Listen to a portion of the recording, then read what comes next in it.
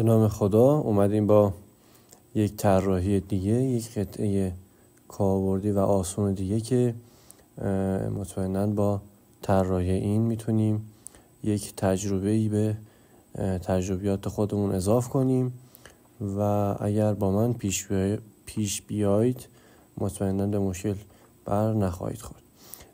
قبل از شروع کار حتما یادتون نره که کانال بنده رو سابسکرایب کنید، لایک، کامنت و شیر برای دوستانتون یادتون نره و ممنون میشم که با حمایتتون یک امید و انگیزه‌ای به من بدید تا بتونم در واقع ویدیوهای دیگری رو براتون شیر کنم. بریم سراغ طراحیمون. ابتدا من یک پارت باز میکنم. بچه‌ها راجع به خود شکل کم صحبت کنیم. ببینید برای شروع طراحیمون از کدوم قسمت میتونیم شروع کنیم، یا از این بالا بیایم به سمت پایین، یا اینکه این پایین رو بیایم در واقع طراحی کنیم، این قسمت رو اضافه کنیم بهش و در نهایت این تیکه رو بهش بچسبونیم. من حالا برای اینکه زیاد کارمون سخت نشه ابتدا میام این کفه قطعمون رو رسم میکنم، بعد این قسمت عمودی رو اضافه میکنم و بعد این کنجه رو بهش اضافه میکنم و در نهایت این قسمت رو. پس برای شروع باید این رو طراحی کنیم که داده هامون برای این قسمت یه طول 92 هستش و یه شعاع 18 میلیمتر. پس من میرم توی قسمت تاپ، یه دونه صفحه انتخاب میکنم و شروع میکنم به طراحی. گفتیم طول این قسمت اومده، خب از مرکز میاره، منم اینجا دنبال مرکز میگردم. خب اینو من 90 میزنم که بتونیم این عکس رو ببینیم. چقدر بود مرکزشون؟ زده 56 میلیمتر. پس من اینو ادیتش میکنم 56 میلیمتر. فاصله این رو 18. اوکی. و قسمت دیگه دوستان دقت کنیم، من یه اشتباهی که مرتکب شدم این بود که از مرکز این من اومدم در واقع چیز کردم. خب نه، اوکیه، پس مشکلی هم نیست. حالا اینو کشیدیم، این قسمت رو هم کشیدیم، میمونه دوتا دایره‌ای که باید اینجا من بکشمش که به این صورت میایم و رسمش میکنیم. قطرش هم 16 میلیمتر. این رو 16 و این دوتا رو با هم در واقع اکوالش میکنیم. درست شد. خب میام اینجا رو به اندازه 8 میلیمتر بود فکر کنم. آره 8 میلیمتر حجمش میدم. خیلی خوب، اینجا رو کشیدم، میمونه قسمت این صفحه عمودی پشته که این رو هم توی جدول اگه من بیارم ببینمش میشه یک تقریبا 4 گوشه 40 در 32 میلیمتری. اوکی. بچه قطعمون مرکز بود یا نه؟ بذارید نگاه کنیم. چجوری نگاه میکنیم؟ میریم توی اسکچ، ایت اسکچ رو میزنم. خب میخوام این مرکزه رو بندازم رو این که در واقع اون طراحی که میکنیم تقارن داشته باشه. پس من میام همین ابتدا اینجا یه دونه مستطیل میکشم،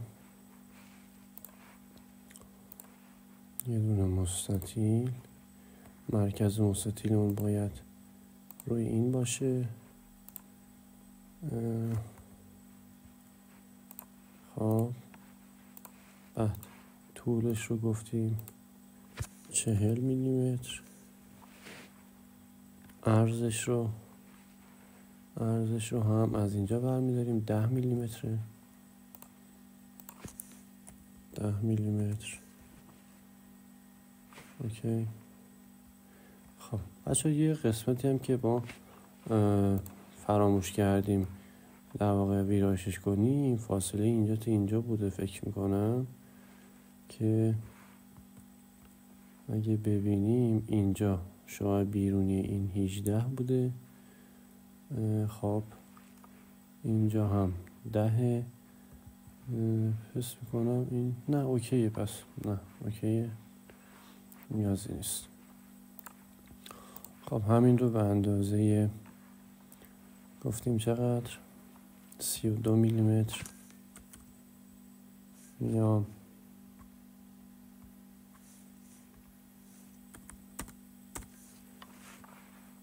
ارتفاع بهش میدم. بعد قسمت این پخه اینجا رو باید ویرایشش کنم یا ترسیمش کنم و نمیخوام بچه ها در واقع از این آیکون ریپ استفاده کنم. خب یه راست میام همینجا توی رایت، صفحه رایت رو بر میدارم، یه دونه مثلث میکشم.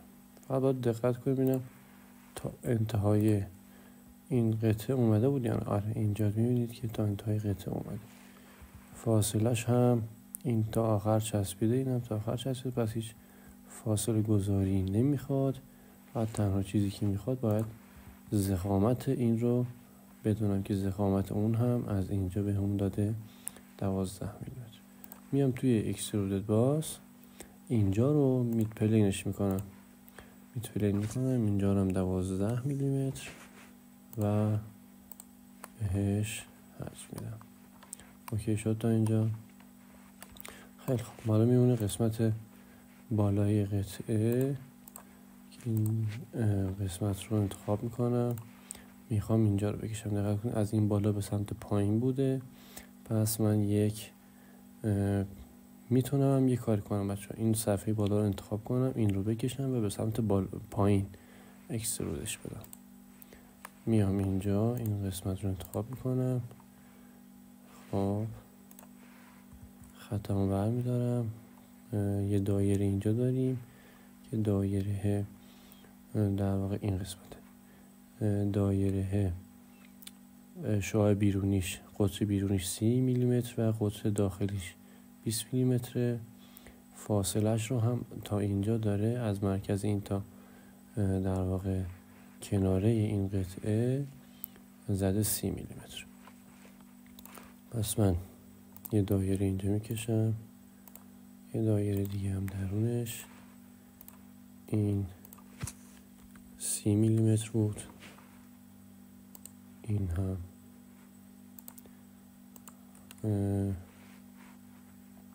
این قسمت هم 20 میلیمتر. حالا از اینجا تا اینجا رو زده بود 30 میلیمتر. اوکی. حالا میمونه یه خط که من باید از این قسمت به اینجا اضافه کنم. درست شد؟ خیلی خوب.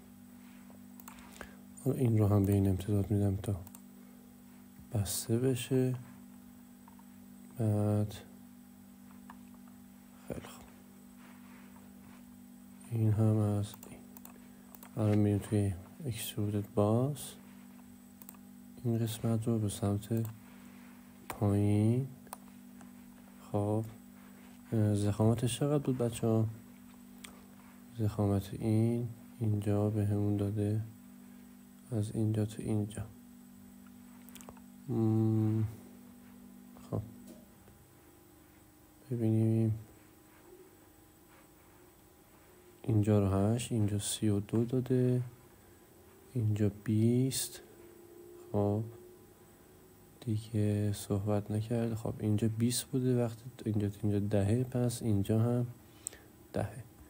اوکی، پس اینو هم 10 میلیمتر من به سمت پایین میدم و میمونه قسمت جلوش که میام از اسکچ این دوباره استفاده میکنم و اکسترودد باسش میدم. این قسمت دقت کنید که 10 میلیمتر به سمت بالا من میام دایرکشن تور هم استفاده میکنم، 10 میلیمتر هم به سمت پایین میدم تا به اون وصل بشه.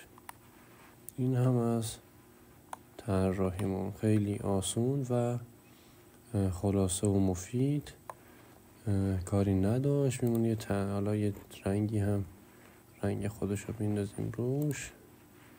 اون سبزه رو من ندارمش، ولی خب یه رنگ آبی فکر کنم براش خوب باشه.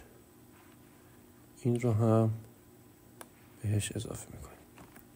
امیدوارم که استفاده لازم رو از این ویدیو ببرید و سلامت و تندرست باشید در پناه